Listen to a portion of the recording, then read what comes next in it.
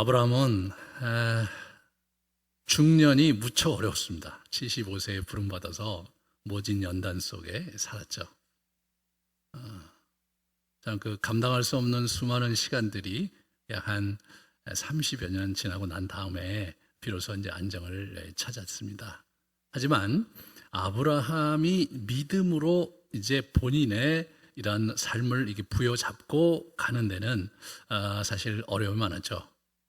그래서 우리가 17장까지만 해도 아브라함의 그 믿음의 상태가 여전히 하나님과 약간 좀 어려움이 있었던 거예요. 뭐냐면 이스마엘이나 내게 있게 해주십시오라고 얘기했잖아요. 이삭 주겠다고 했는데 뭘 이삭을 주십니까? 우리 아내도 나이도 많고 아내도 갱년기가 지났는데 이러면서 이제 이렇게 손사래를 치는 그런 모습 속에서 이 언약의 약속에 대한 그 확신 이런 부분들 또는 그런 것에 대한 기대가 많이 이렇게 흐릿흐릿한 걸 보게 돼요. 그의 여정에서.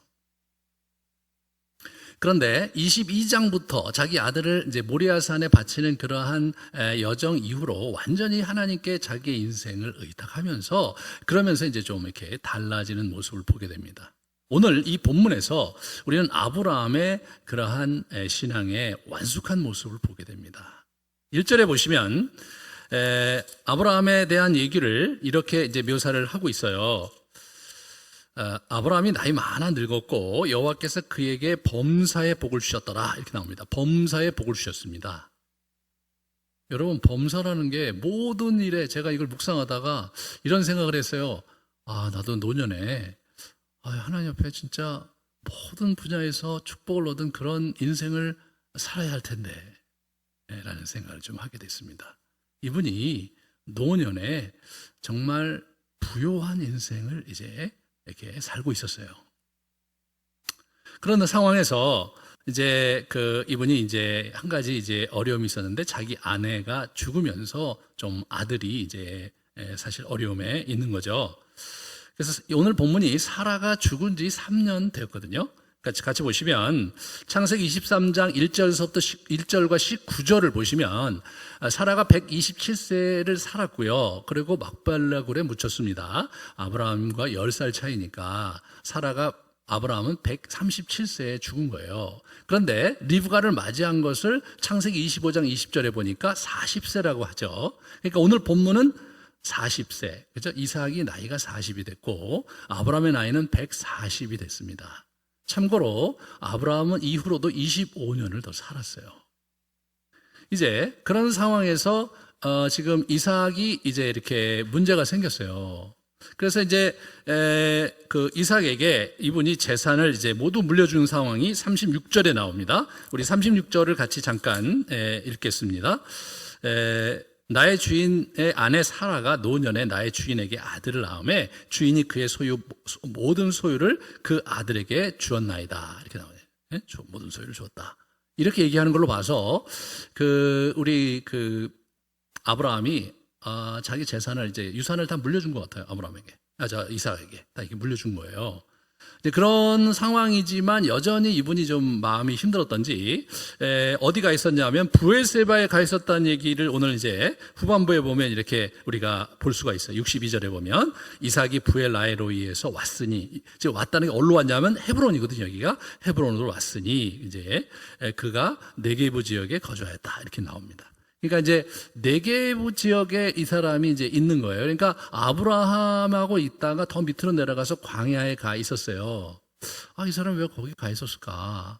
이제 그런 생각을 해보면 어머니에 대한 그 어려움이 있었을 거 분명하죠.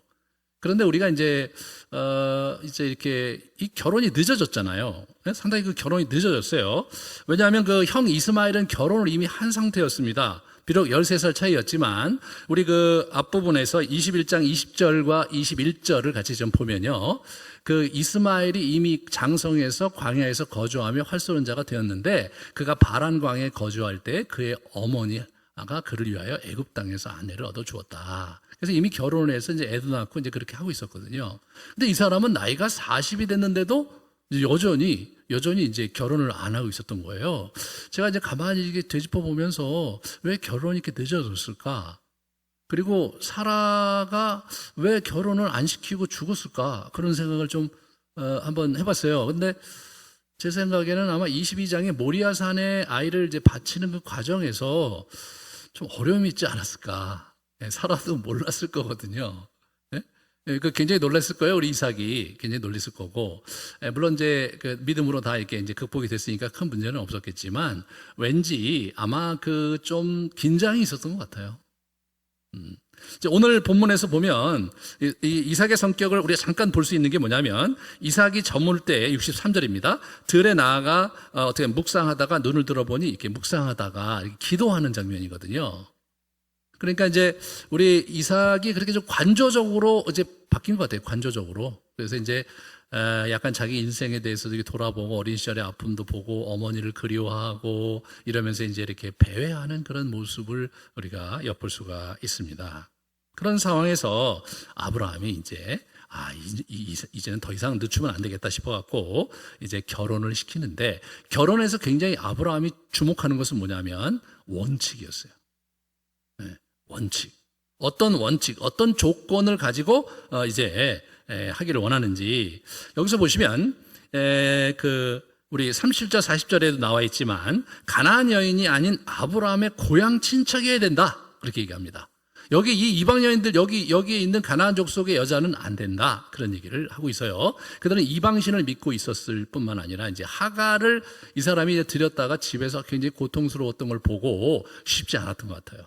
굉장히 쉽지 않았고, 그래서 이제 그 자기 멀리 이제 하란에 있는 나홀의 소생 중에서 그 사람 하나님 믿는 사람이니까 그렇게 하기를 원했던 겁니다.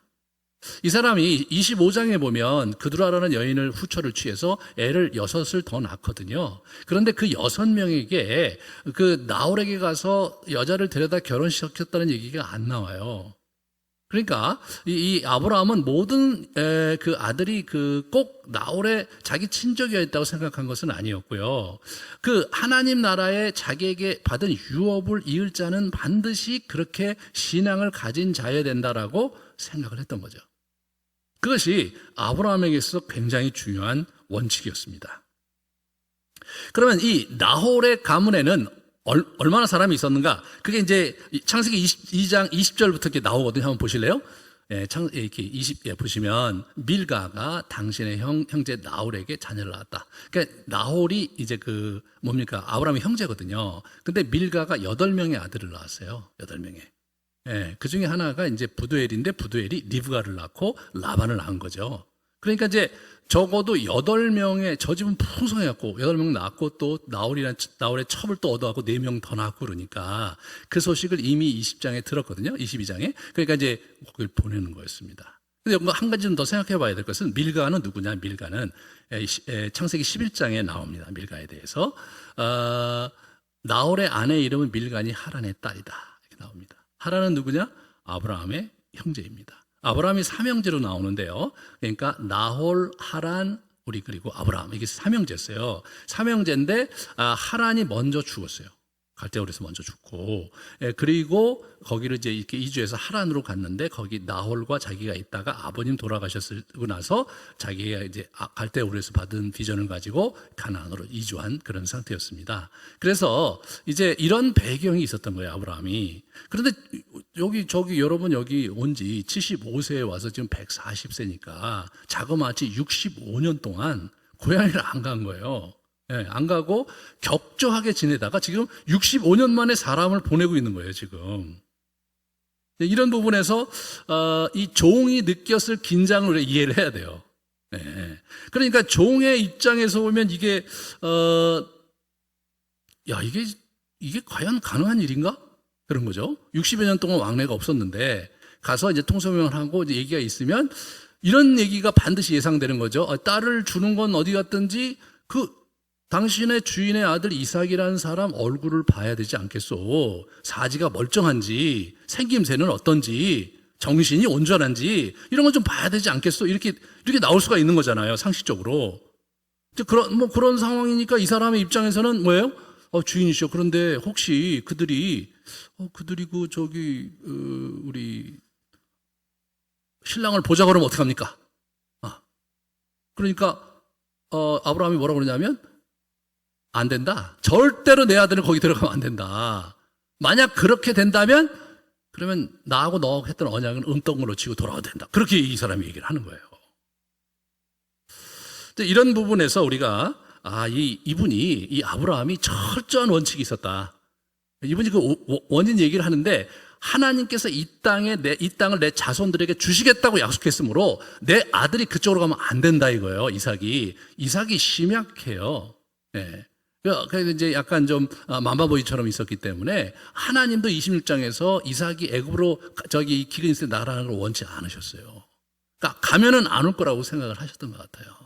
왜냐하면 하란이 훨씬 더 잘 사는 곳이었어요. 이집트도 훨씬 더 잘 살고 문명이 있었던 곳이고 여기는 교량 지역이었기 때문에 문화적으로도 열악했을 뿐만 아니라 늘 전쟁이 있어 치안이 불안했거든요. 그러니까 우리 이삭의 입장에서 볼 때는 어떻게 이민 2세거든요. 이민 2세예요, 이삭이. 근데 거기 하란에 가면 자기 친족들 다 있고 성까지 다 있고 말이에요. 그 시 자체가 나홀의 시예요. 그러면 자기 거기 가면은 뭐 사촌들 있고 뭐 너무나 좋고 기회도 많고 그리고 문화적으로도 그렇고 물질적으로 되게 앞서 있으니까 가면 결혼하면 제가 볼 때 올 가능성이 매우 낮죠. 아브라함이 절대로 안 된다. 안 된다. 그게 아니죠. 그죠? 그게 아닌 거예요. 아브라함 입장에서는. 아브라함은 이 조건, 원칙을 가지고 결혼을 추진한 거였어요. 우리가 하나님 나라의 그 길을 우리가 가는 장면에서 특별히 가족사에 있어서 원칙을 가져야 돼요. 영적인 원칙을 가지고 우리가 의사결정을 해나가야 됩니다. 하나님의 나라의 유업을 어떻게 이을 것인가? 하나님이 정말 우리를 어떻게 인도하시는가? 그런 부분들을 잘 보면서 우리가 하나하나 이제 이루어 가야 되는 거죠. 아브라함은 오늘 본문에서 가문에 이제 이어질 약속을 주실 것을 아주 강하게 이제 믿고 있어요. 그래서 7절에 보시면 이 땅과 자손에 대한 약속을 분명히 하나님 주신다고 하셨다. 이 땅을 내 씨에게 주리라고 그 양반 말씀하셨기 때문에 나는 그걸 받아들이고 믿고 있다. 그래서 걱정하지 마라. 사자를 먼저 보내서 그래서 분명히 인도하실 거다. 그렇게 얘기를 한 거죠. 자, 여기서 우리가 믿음에 대해서 다시 한번 생각해 봤으면 좋겠어요.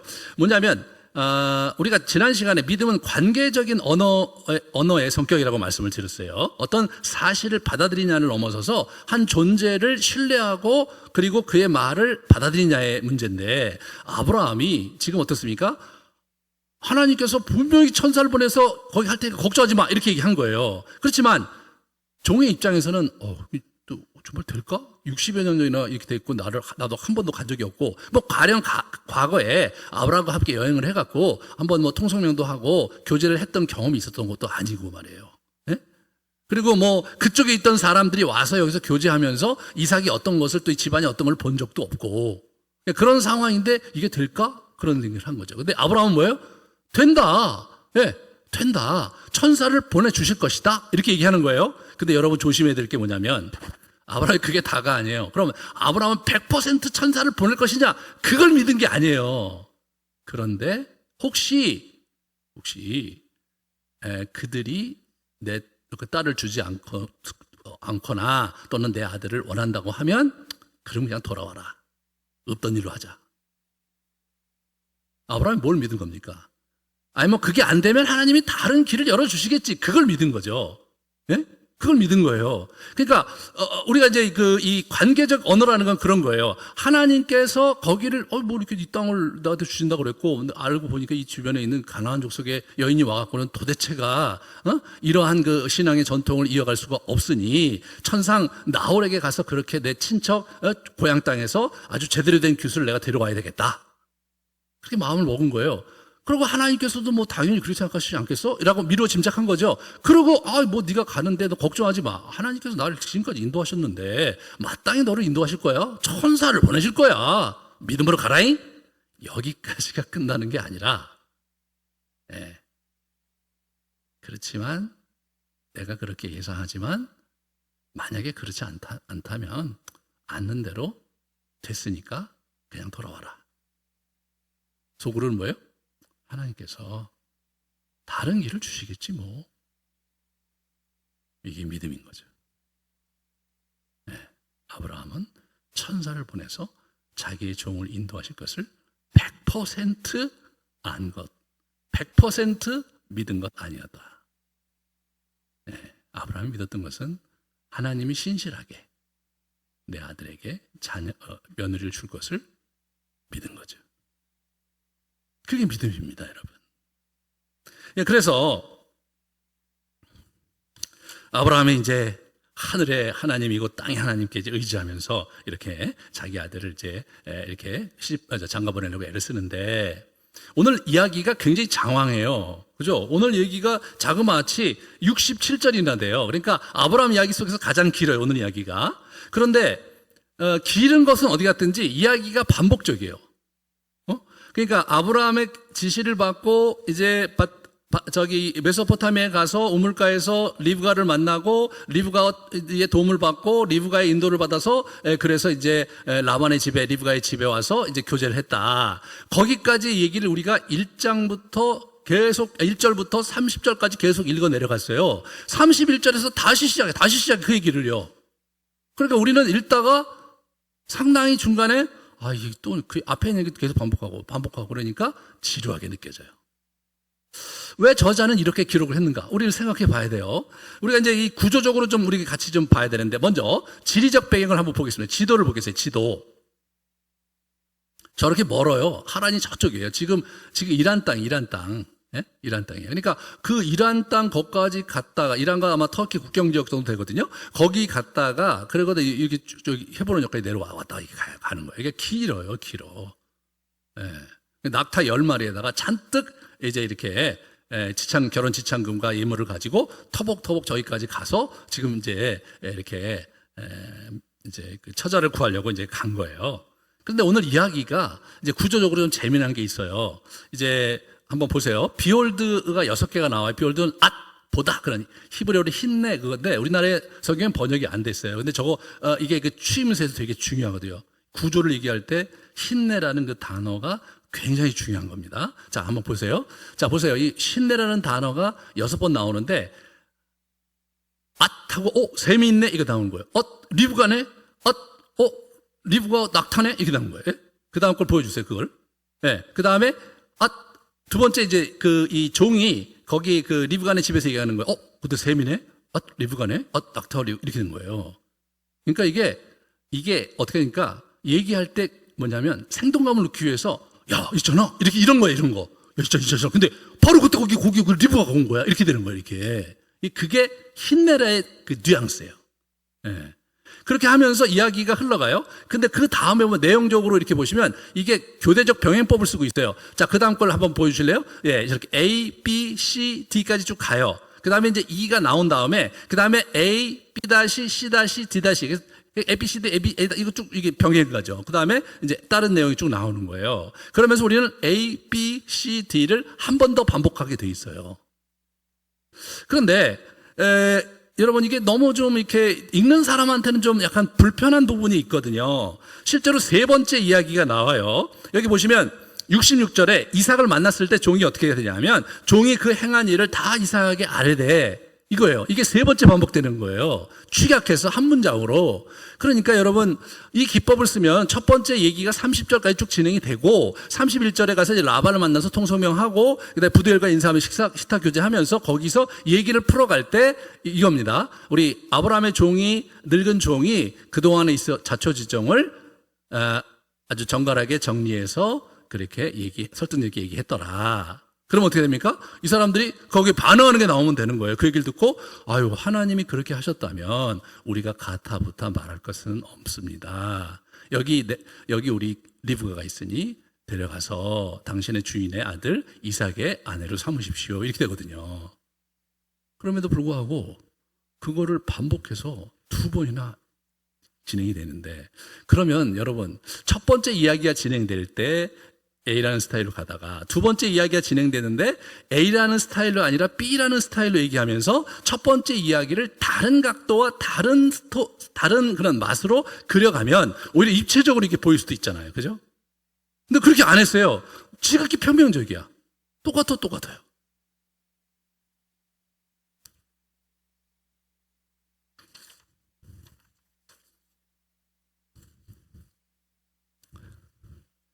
이것은 뭔가 저자가 우리에게 주고 싶은 메시지가 있는 거예요. 그것은 뭐냐면 이 하나님의 그 인도하심, 언약의 후손들, 언약의 가정의 그 인도하심에 하나님께서 어떻게 아주 미시적인 세계에서 하나님께서 구체적으로 인도하시는가, 그리고 인간이 어떻게 그것을 찾아갈 수 있는가에 대한 아주 굉장히 좋은 예예요.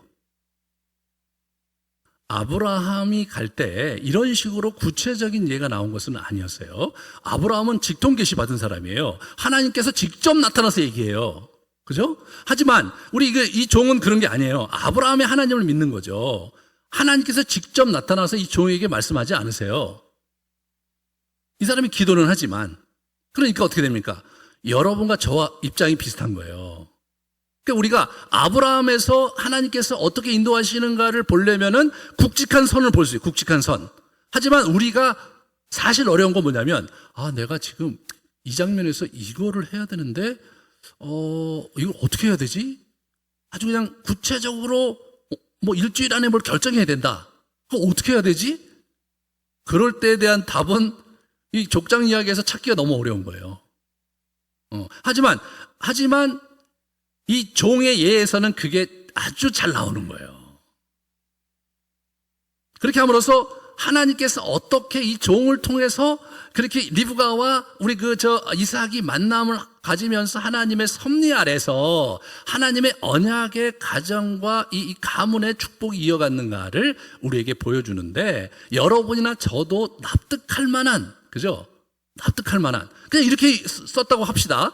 아브라함의 명령을 받고 종이 갔는데 하나님의 은혜와 하나님의 돌보심으로 리브가의 가정에 들어가서 리브가의 가정에 청혼을 했는데 주의 감동하심이 있어서, 그래서 거기서 리브가가 쫓아와서 결혼을 했더라. 그럼 뭐예요?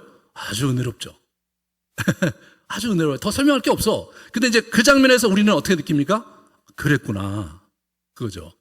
우리가 같이 호흡할 수 있는 게 없어요. 호흡할 수 있는 게 없어요. 그랬구나. 야, 그거 좋았겠다. 하나님께서 그렇게 결혼을 구체적으로 인도해 주시면 얼마나 좋을까? 그렇게 생각할 수 있잖아요. 하지만 이건 그런 게 아닌 거예요. 너무나 이게 딱 우리가 취하기가 좋은 거예요. 여기서 굉장히 중요한 그러한 우리가 아주 교훈을 얻을 수가 있습니다. 먼저 하나님께서는 미리 섭리하시는 손길이 있다. 하나님께서 나의 삶에 꼭 필요하고 영적으로 자기 인생에 정말로 중요한 길목에서 만나는 사람은 아주 정교하게 확인하고 돌다리로 이렇게 두들겨면서 가랬으니까 그렇게 가면서 만나야 될 필요가 있잖아요. 그리고 우리가 어떤 사람을 만나서 결혼을 하든 뭐 사업을 하든 뭘 하든 간에 영적인 일에 굉장히 중요한 건 뭡니까? 하나님의 인도하심이 있느냐는 거잖아요. 내가 정말 하나님의 뜻 가운데 왔다고 생각했는데 아닐 수도 있는 거잖아요.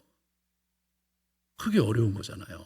일반 비즈니스라고 하면 비즈니스의 논법과 이제 법적인 여러 가지 규정을 가지고 아주 정확하게 서로 이렇게 나누면서 계약을 체결하고, 그리고 법적으로 이제 서로 책임질 것이 뭔지 명문화하고, 그리고 관계를 이어가면 되는데, 이 신앙적인 문제는 그런 게 아니잖아요. 결혼은 뭐예요? 결혼은 진짜 엄청난 모험이죠. 우리가 살아봐서 아시지 않습니까? 우리가 엄청난 모험이잖아요.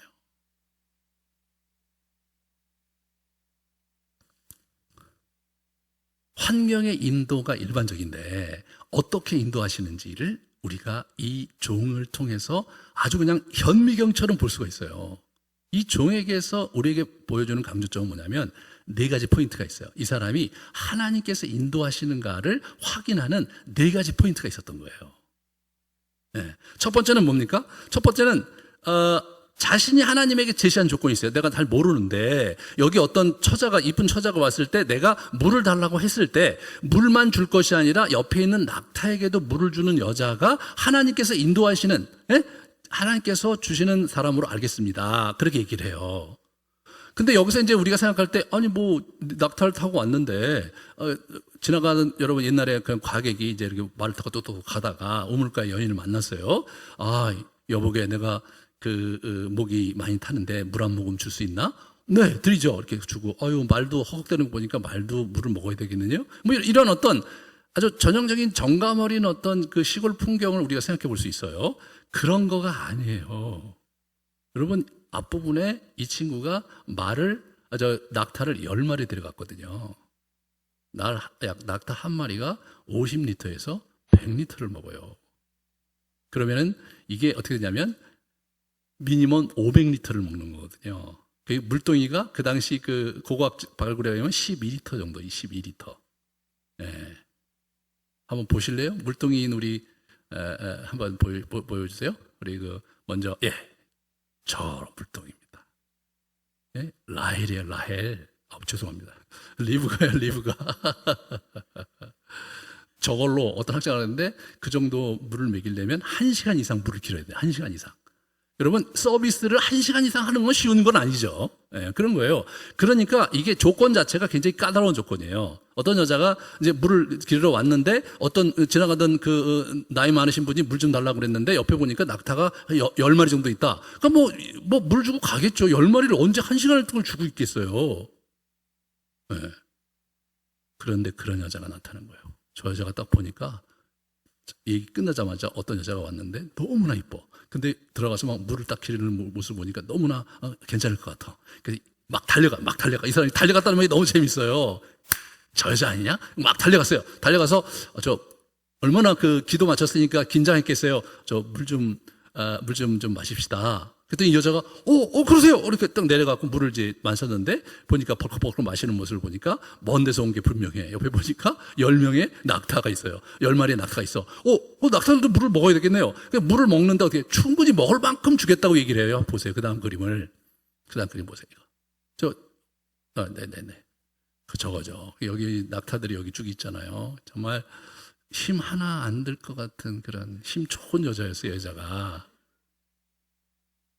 얼굴도 미인인데 그냥 힘도 좋은 여자예요. 소같이 일 잘할 수 있는. 저러고 보면 사실 너무 성경 이야기가 너무 재밌죠. 그렇습니다. 그래갖고 이제 이 남자가 어떻게 돼요? 이 사람이다 이렇게 생각한 거 아니에요. 근데 여러분과 저 같으면 이제 이 사람 맞다. 이제 조심스럽게 가갖고 어떻게 합니까? 이게 이제 여기다가 팔찌하고 그리고 코골이라는 그 링을 줘요. 이렇게 주는데 거기 13개짜리 주거든요. 13개. 13개는 그 당시 목동의 1년 연봉이었어요. 굉장히 거금이죠. 주면서 뭐냐면 내가 이 낙타들 데려왔는데 어디 잘 데가 있냐. 그리고 혹시 네 집 딸이요? 이렇게 물어요. 조심스럽게. 그런데 어떻게 돼요? 부두엘의 딸이라는 거 아니에요. 부두엘. 너무나 감격을 해갖고요. 이 사람이 막 엎드려서 막 하나님인데 감사하다고 막 찬양을 하고 막 기도를 해요. 이 사람이. 이 정도 되면 어떻게 돼요? 하나님의 인도함이 많죠. 우리가 보통 그 정도에서 멈추는 거예요. 우리가. 하나님의 인도함 맞다. 그렇게 멈추는 거예요. 그렇게 하는 거예요. 이 사람은 근데 거기서 멈추지 않았어요. 가갖고 어떻게 됩니까? 식사 대접을 받으려고 이렇게 쭉 있어요. 그래서 딱 앉아서 이제 식사 대접을 받을 때 먹으면서 얘기한 게 아니라 내가 먹을 수가 없습니다. 지금 여기 온 목적을 얘기하기 전까지는 내가 물 한 모금, 음식 하나 내가 먹을 수가 없습니다. 그러니까 사람들이 약간 뜨악해갖고 얘기해봐라. 그렇게 얘기하니까 이 사람이 내가 아브라함의 종이다. 그러면서 장황하게 자기 얘기를 하는 거예요. 만약에 아브라함의 말에 의하면 어떻게 돼요? 이 사람들이 예스를 해야 되는데 예스 안 하면 어떻게 됩니까? 다른 집에 가야 돼, 다른 집에. 이 사람은 지금. 그러니까 그게 중요하잖아요. 지금 먹는 건 좋고 하루 또 그렇게 낭비할 수가 없으니까 얘기하십시오. 이렇게 딱 얘기했어요. 근데 이 사람들이 얘기를 듣더니 하나님의 감동을 받아서 하나님께서 그렇게 하셨는데 우리가 무슨 말을 하겠습니까? 네, 우리 귀한 처자 리브가를 데려다가 당신의 종의 며느리 삼으십시오. 그래 너무 좋아하고 또 막 기도하고 찬양하고 막 그랬어요. 세 번째 점검이죠. 그 다음에 저는 이제 이 사람이 어떻게 돼? 그 다음에 이제 가면 되는 거잖아요. 근데 다음날 아침에 일어나서 이 사람이 마지막으로 한 번 더 점검을 해요. 뭘 점검하느냐 하면, 지금 채비를 해서 따님을 데려가야 되겠습니다. 그런 얘기를 하는 거예요. 이거 진짜 어려운 거 아니에요? 왜냐하면, 그게 무슨 소리냐? 여기 또 필요하고 한 열흘 정도는 있게 해야 된다. 미니멈 열흘은 있게 되는 그런 얘기를 하는 거예요. 이분들 입장에서는 당연한 거죠. 자기 딸을 보내는데. 그리고 이 사람이 지금 와서 말을 믿기는 했지만 좀 같이 있으면서 좀 확인도 해야 될 게 있고 좀 더 좀 자세하게 그쪽 얘기도 좀 들어보고 근황도 알고 지금 집안 분위기가 어떤지 들으면서 그러면서 한번 조율을 하고 그럴 어떤 여유가 필요한데 그런 것도 안 하는 거예요. 안 하는 거예요. 그냥 가자 그러는 거예요. 그러니까 저는 이런 생각, 이 종이 마지막으로 승부하고 싶었던 건 뭐냐면 결국은 이 문제는 리브가가 결정할 것이잖아요. 리브가가 들어가라고 그러잖아요. 리브가가 원하는가도 보고 싶었던 것 같아요. 이 사람이. 정말 리브가가 원하는지. 리브가가 정말로 받아들였다면 아침에 갈 것이다. 그렇게 믿은 거예요, 이 사람은요. 리브가가 가겠다고 그래, 가겠다고. 네 번째 점검을 한 거죠. 예. 하나님의 뜻을 분별한다는 게 그런 거예요. 하나하나 분별해 가면서 면밀하게 돌다리를 두들겨 보듯이 두들겨 보면서 이게 쭉 가는 과정이죠. 저는 결혼에 있어서 저 자신도 이제 이렇게 쭉 굉장히 많은 사람들을 이렇게 옆에서 보고 또 제가 많은 사람 결혼을 코치하면서 이렇게 알게 된 건 뭐냐면 결혼은 right person들이 만나서 이렇게 맺어지는 것 그렇게 하면 행복할 거라고 생각하는데 그렇지 않아요. 실제로는 아무리 좋은 사람들이 둘이 만나도 과정에서 서로 엮여가는 어떤 프로세스, 과정 자체가 삐딱거리면 그러면 불행하게 되는 거죠. 불행하게 되는 거예요.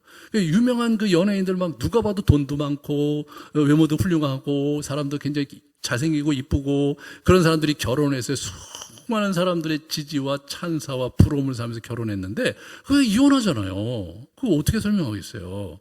그러니까 이게 뭐냐면 인간관계라는 것은 서로 이렇게 엮여져 가는 거란 말이죠. 그러니까 그 과정 속에서 잘 엮여져 가면서 사랑이 무르익고 하나님의 뜻이 거기에 담기는 건데 그 과정 자체가 올바른 과정을 가지 않으면 사실은 어떻게 될지 모르는 겁니다.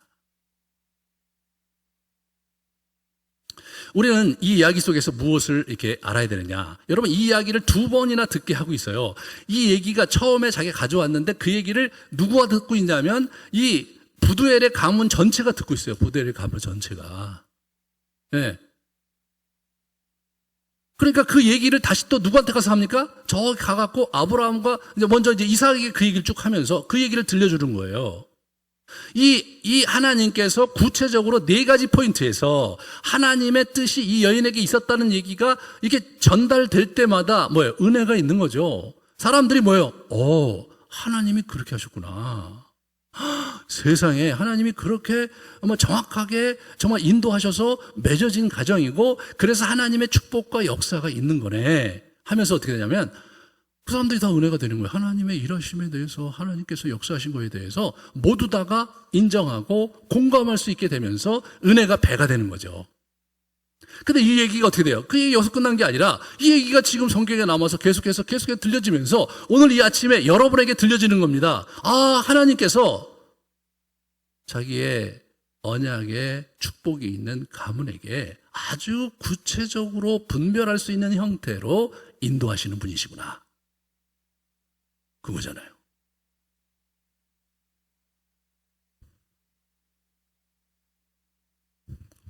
여기 있는 분들 대부분 이제 결혼을 하셨잖아요. 그럼 결혼을 했는데 이미 했기 때문에 뭐 더 이상 이제 그냥 우리 이제 살아야 된다 이렇게 생각하시지 말고 결정을 잘못했는데 어떡하나 이렇게 생각하지 마시고 과정이 중요해요. 과정이 지금 우리가 어찌해든지 간에 여차여차해서 여기까지 왔다. 우리가 믿음의 가정을 세우기 위해서 우리가 어떤 단계를 밟아가야 되느냐. 그리고 하나님 나라 유업을 찾아가는 데 있어서 구체적으로 하나님께서 인도하시는 사인을 하나씩 받아가면서 우리 가정 이야기를 만들어가고 교회 이야기를 만들어갈 필요가 있는 거죠. 하나님의 확증을 구할 필요가 있는 겁니다.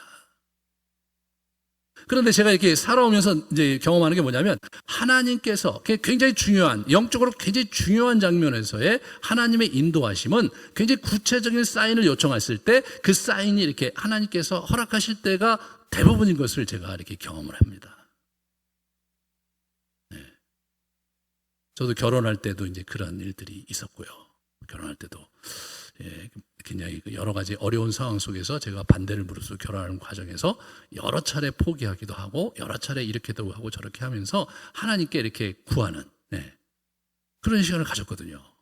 하나님께서 그런 아주 중요한 길목마다 하나님께서 역사하셔서 결혼에 들어왔고 그리고 이제 제가 이제 이 교회를 이렇게 시작할 때도 그래요. 교회를 시작할 때도 여러 가지 그 사인들을 보면서 하나님께서 어떻게 하시는가 원칙을 먼저 정하고 원칙.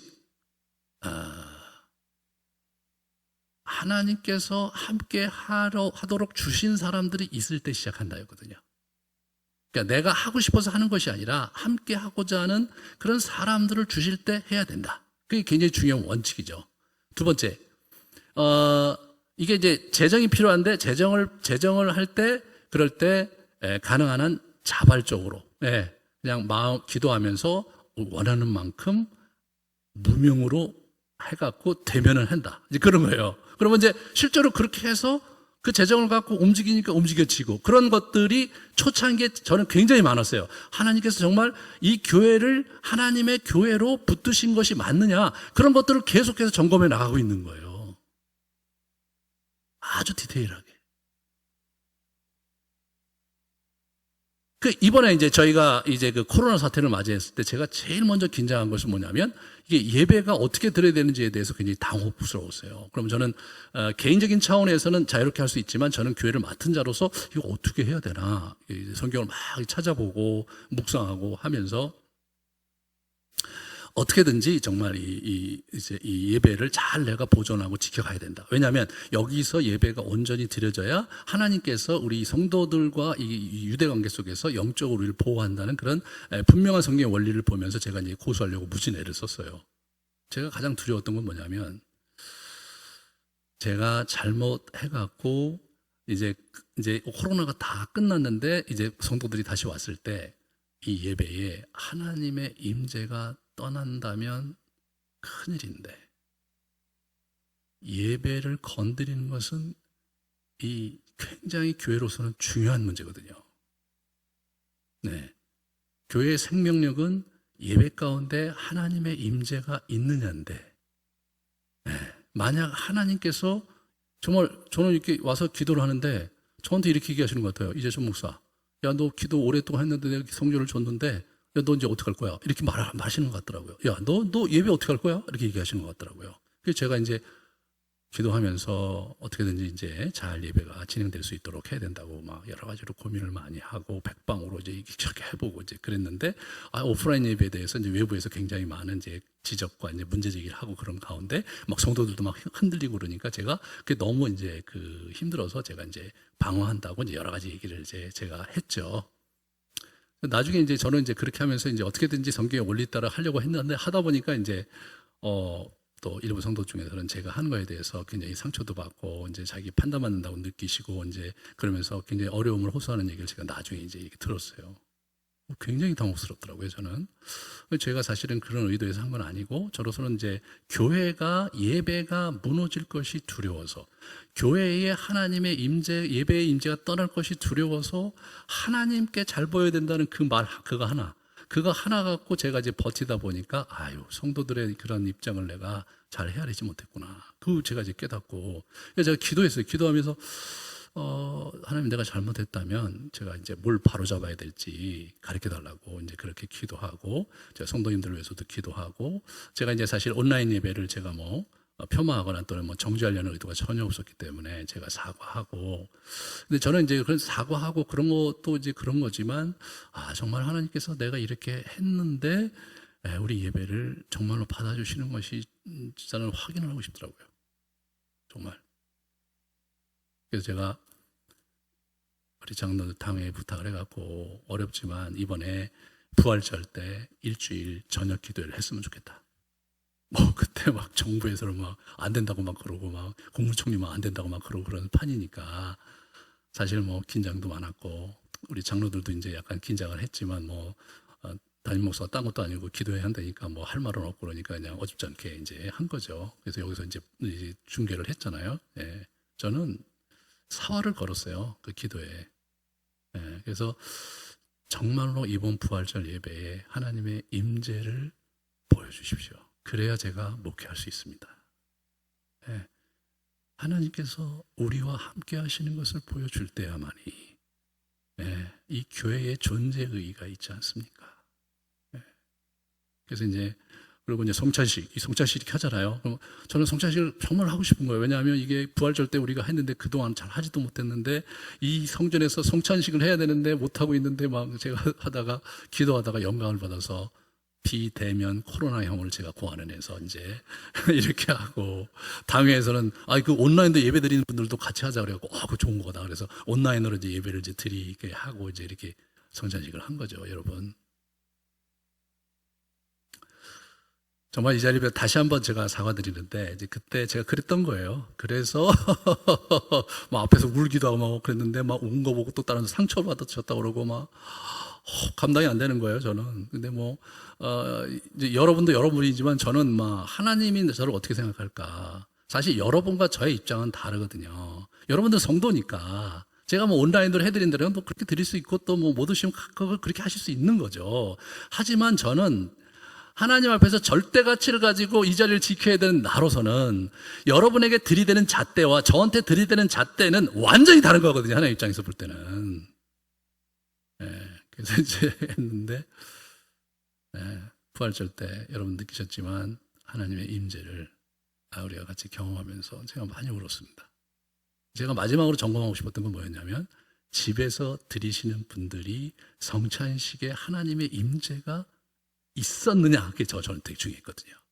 만약 그때 하나님의 임재가 그 성찬식에 있었다면 하나님께서 이런 형식의 예배를 받아주신 것이라고 나는 믿겠다. 여러분, 제가 성경에 이제 원리를 가지고 제가 불을 꺼뜨리지 말아 설교를 했어요. 제가 성경을 그렇게 해석하고 원리가 이거 맞다고 하지만, 그러나 실제로 right now, 지금 이 순간에 하나님께서 그렇게 하신 것이라는 그런 확답을 누가 줄 수 있습니까? 그거는 하나님만이 주실 수 있는 겁니다. 하나님의 임재가 있어야 가능한 거고, 하나님의 인치심이 있어야, 여러분, 그래야 그게 맞는 거지 않습니까? 그래서 저는 이제 그렇게 했는데, 제가 조심스럽게 몇 사람들한테 이렇게 물어봤더니, 그 성찬식을 집에서 했는데 참 은혜를 받았다고 그래요. 그래서 제가 계속하자. 매주 하자. 그래서 이제 지금 매주 하고 있는 거예요. 집에서 예배 드릴 때는 성찬식을 꼭 하도록 하자.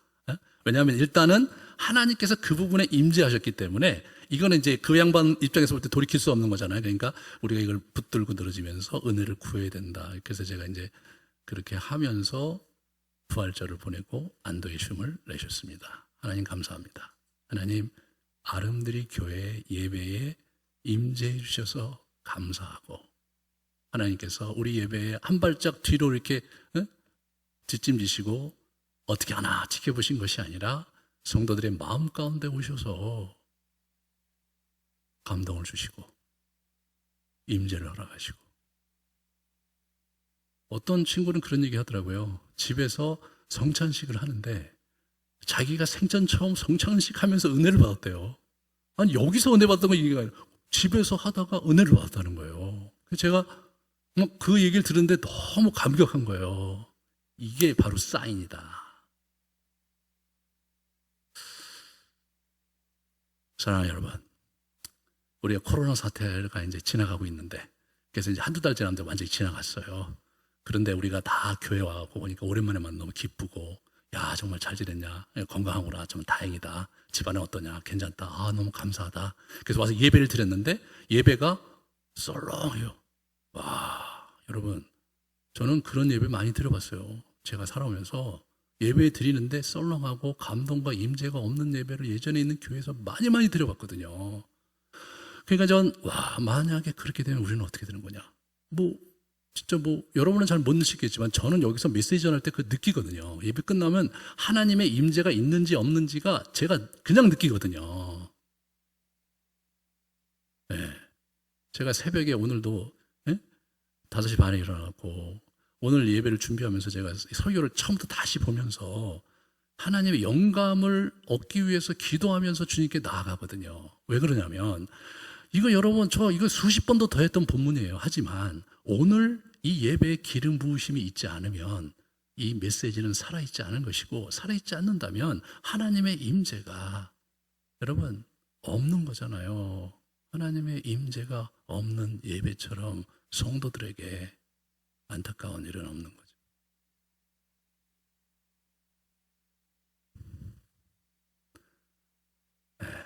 우리 리브가와 우리 이삭이 믿음으로 가는 겁니다. 리브가가 믿음으로 가고. 이 이삭이라는 사람이 너무 재밌는 거예요. 이 사람은 수용적인 믿음이에요. 이삭은 뭐예요? 이삭은 수용적인 믿음이고 리브가는 도전적인 믿음이잖아요. 같잖아요. 이삭이 그 사진 한번 보여주세요. 그 이삭 그 그림 한번 보여주세요. 네, 저렇게 그냥 사람이 그냥 메아리가 하나도 없고 그냥 인생에 그냥 낙도 하나도 없고 막 이렇게 보내는 거 아니에요? 저 허망한 모습 저거 봐요. 제가 그냥 어제 2시간을 이삭에 대해서 그림 하나 찾으려고 2시간을 뒤졌어요. 근데 이삭에 대해서는 그림이 잘 안 나와요. 이삭은 어떤 그림이 나오냐면 그 죽을 때 그 모리아산에서 이 그림만 나와요. 야, 이거 이삭에 대해서 사람들이 조명을 안 했던 거예요. 근데 제가 어느 사이트에 가니까 저기 있더라고요. 그래도 그나마 제가 마음에 들지 않지만 저게 그래도 이삭의 모습을 보여주는 거예요. 멀리 이제 오는데 제가 참 감동받은 건 뭐냐면 67절에 이삭이 리브가를 인도하여 그의 어머니 사라의 장막으로 들이고 그를 맞이하여 아내로 삼고 사랑하였으니 이삭이 그의 어머니를 장례한 후에 위로를 얻었더라. 사랑했다고 나와요. 사랑했다고. 여러분 여기서 장막으로 들이고 그를 맞이하여 아내로 삼았다 그러면 되잖아요. 사랑했다 그렇게 나오는 거예요. 이 사람은 수동적인 신앙의 사람이었던 거예요. 하나님께서 다 스토리를 들었잖아요. 우리 종한테 내 아내를 하나님께서 그렇게 예비해서 나에게 보내주셨구나 받아들이고 그리고 어떻게 됩니까? 그 아내를 자기 이제 장막에 이제 어머니 장막에 한 다음에 그를 사랑했어요. 야, 참 저는 굉장히 감동받았어요. 저는 그렇게 해서 그 신뢰를 갖고 살고 참 내 지어머니로 내가 받들고 살았다 이거 가능한데 사랑했다. 야, 사랑이 그런 식으로도 이루어진다는 사실을 여러분 요즘 같은 젊은 사람들은 납득이 안 되겠죠. 그죠? 예. 하지만 결혼해 보면 알잖아요. 결혼하기 전에 있었던 그 케미컬 리액션, 그 화학 반응은 사랑이 아니잖아요. 예. 그래서 그 호르몬이 다 잦아들고 나왔을 때 서로의 실체가 보일 때 그때 경험하는 관계가 진짜 관계인데 그거를 사랑으로 만들어가고 이루어가는 거. 그게 여러분과 제가 해야 될 일이잖아요. 이 수용적인 믿음이 필요합니다. 내 아내로 나에게 주셨고 내 남편으로 아내 주셨으니까 하나님 사랑하는 마음 가지고 수용적으로 그를 사랑하면서 믿음의 가정을 일구시는 복된 여러분 되시기를 축원합니다. 같이 잠깐 기도하고 주님 우리 가슴에 모시고 또 이렇게 성찬식 하면서 새로운 출발을 다짐하는 믿음의 가정으로서의 결단을 정말 주님과 함께하는 그런 시간을 갖도록 하겠습니다. 제가 우리 기도하겠습니다.